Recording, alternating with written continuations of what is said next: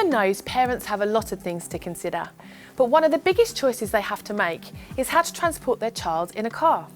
At first sight, the choices of car seats can seem bewildering, so we've teamed up with the experts at Joy to look at how you decide which car seat is right for you and your child, and more importantly, how you should fit them.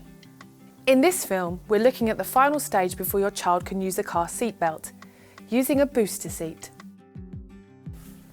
Hi Damon. Hi. First of all, how do booster seats work?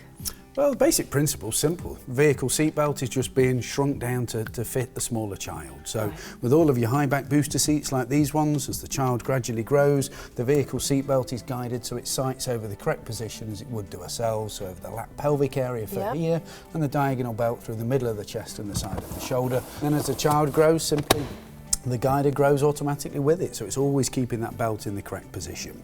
Modern seats like these ones, the backs can remain on all the way through until the child reaches 1.5 meters. There are backless booster variations available on the market as well, but the indication would be that we're trying to encourage the use of the high backs for as much as possible. So 6 years old really is a minimum for a high back booster cushion, because of course they don't get the protection, they don't really get the guiding of the seat belt. And that does look like such a big jump, doesn't it, from that seat to this one? Yeah, it's a real transition, that's it. So there are combination seats out there on the market like this, which of course can potentially go from birth all the way through till 12, keeping the safety at absolute maximum all the way through the different groups. So that's excellent. I don't think people are really aware that they go all the way until they're 12 years old, so that's a really good point.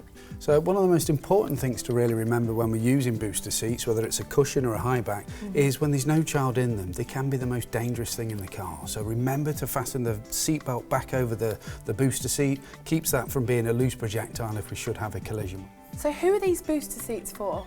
Well, the booster seats, the most important thing to remember is don't rush them into them. So we want to keep them in their old seats for as long as we can, getting them up to the maximum. But these will start from 15 kilograms or 1 meter and continue then through into group 2 up to 25 kilograms or 125 centimeters. The group 3 element takes you right the way through till technically 12 years old. So it's all the way through to 1.5 meters at the end of the day. I've heard there's some new regulations about booster seats. How does that affect me? Well, for anyone that's already got one, it doesn't really make an effect. It's more a manufacturing change now that will bring in a minimum weight of 22 kilograms or 125 centimetres, which is roughly 6 years old, before they start using a booster cushion on its own. So that's encouraging the high-backed booster type seats from 4 years old through all the way. So when do I stop using them? Well, legal limit is 1.35 meters, so you've got to use them till at least that point. For most children, they won't be tall enough for the belt to naturally position itself over the edge of the shoulder and the centre of the chest until they get to 1.5 meters, so around about 12 years old. And that's what we need to remember, the edge of the shoulder and the centre of the chest. Yes, and the belt's perfectly positioned as it is on yourself. Okay. So how do I fit these booster seats? Best way is I'll show you. Let's go to the car.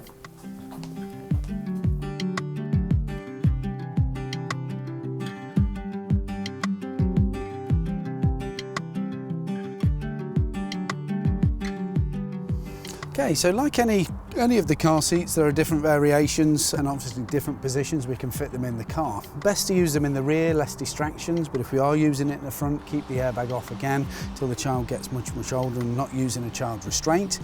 Seats like these, you've got Isofix variations that give you the advantage of security, and obviously click it in to make sure it's engaged properly. So do you have to use Isofix every time? No, with the group 2, 3 like this, no, you can fit it exactly the same with just the seat belts, or you can use the Isofix as an additional security aid. Obviously the most important thing with these is installing the seat belt to ensure it is correctly positioned over the child's body, adjusting the relevant components like the headrest section so it's suitable for that child, using their shoulder as an indicator at the point in which to move up to the next stage. And then if we aren't using the Isofix, ensuring that we have got the seat reinstalled when there's no child actually sighted within it.